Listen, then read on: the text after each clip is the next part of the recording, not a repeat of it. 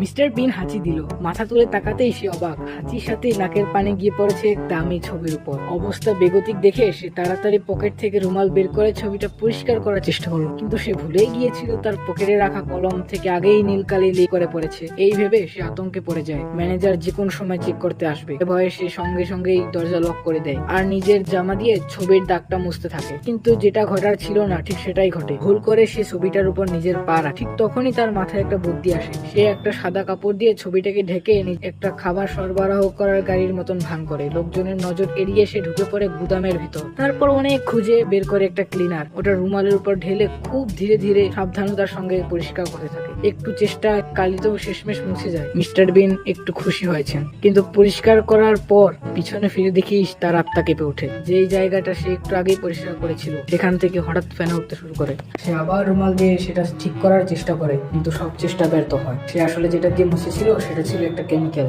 সময় ফুরিয়ে আসছিল, আর কিছু করার ছিল না। ওটা আবার ছবি তুলে আগের জায়গায় রাখে। তখনই ম্যানেজার রুমে ঢুকে পড়ে। দেয়ালে ছবি নেই দেখে তার হামজরা শুরু হয়। ম্যানেজারের বুক ধক ধক করে। শেষমেশ সেই সাদা কাপড় সরিয়ে ছবির অবস্থা যা দেখে ম্যানেজারের তখন মরতে ইচ্ছে